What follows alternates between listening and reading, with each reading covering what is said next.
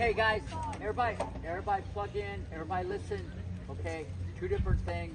I want to tell just a quick story, and then I'm going to explain the technical components of the two-handed backhand.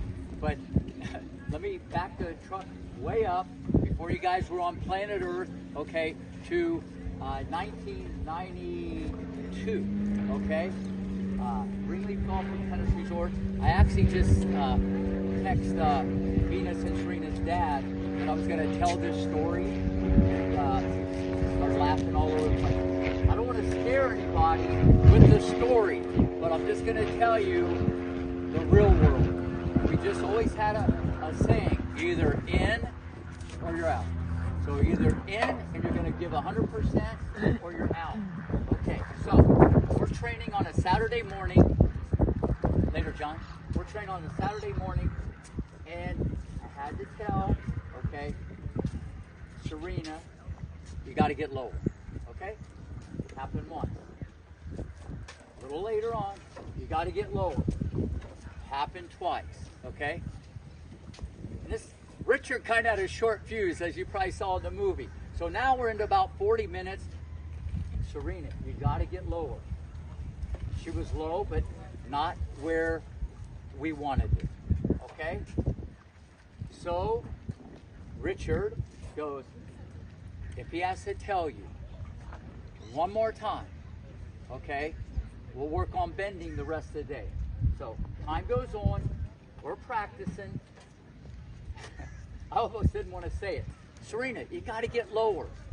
Bang, practice over, got all the equipment, left, okay. I was on the court for like 3 more hours after that. Richard goes, Rick, come over to the house this afternoon. We're going to have a cookout, blah, blah, blah. So I go in the afternoon to the house. I go there, okay. There's the dog. There's Lindrea, one of the sisters. Isha, who kind of oversaw the whole movie thing. There's Orstein and Richard. I go, where's Venus and Serena? Okay. He goes, come on. I go around the house, front yard. They're like this, okay, cutting the grass with a pair of scissors. Okay, now, not that they were going to be professional landscapers or anything like that, but for 1 hour, their knees were bent, and they're cutting the grass with scissors. Now, so when when your mom or dad say, you got to run more, you got to do this, okay, let me just tell you the moral of that story. I never had to tell either one of them to bend again after that day. That's it. That's it. You're not going to do it, you're out. You're either in or out. Tough lesson. I know that's a little extreme, but at the end of the day, all right, most kids hear, but they don't listen. Those two little kids listen to everything. I got to get lower. And you can almost picture Serena, okay, even though how powerful she's built, you can picture hitting balls at the U.S. Open with a knee on the ground. Or you can picture her doing the splits. Okay, she got low and she's like built like a cornerback in the NFL. So, I'm just telling you guys, okay, if you think you're bending, get even lower. Deal?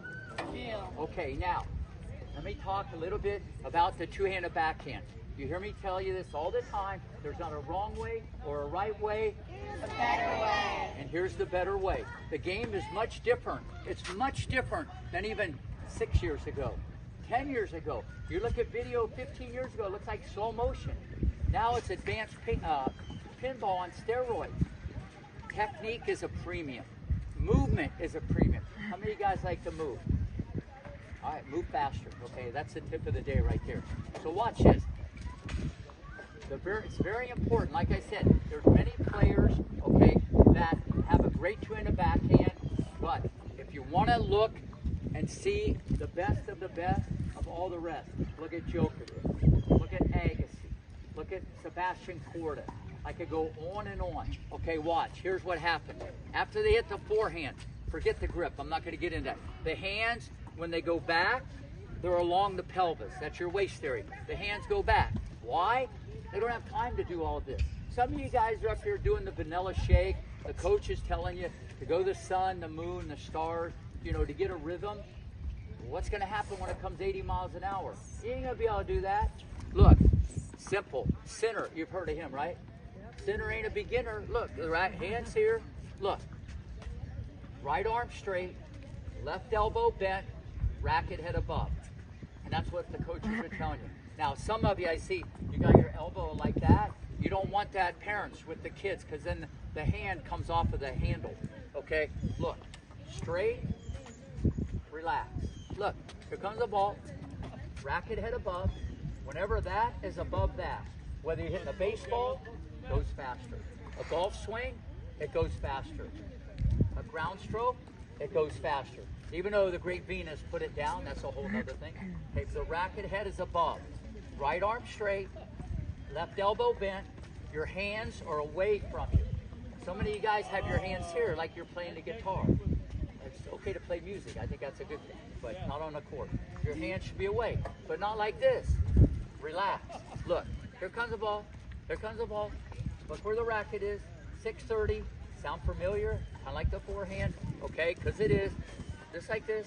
Racket set. Now, watch this. You're going to pull the racket if you get it back to 630, 12, 11, all the way to. You're going to pull the racket with your right arm, and you're going to push through with your left arm. Watch it. Here comes the ball. Racket head above. You load the system. What's that mean? You load the body. Look, how many of you guys like to bend? If not, I got a pair of scissors. No. Racket head above. Look, here, the mowers were just here already, so we don't need to cut the grass. So the racket head's above. Watch this. Watch this stroke. The power comes up through my body, okay, through the hip, through the trunk. What? Bang. Look, look, look. There's the back. 1, 2. No, I didn't say 3. 1, 2. 1, 2, 3. Bang! All right, fitness. Good job.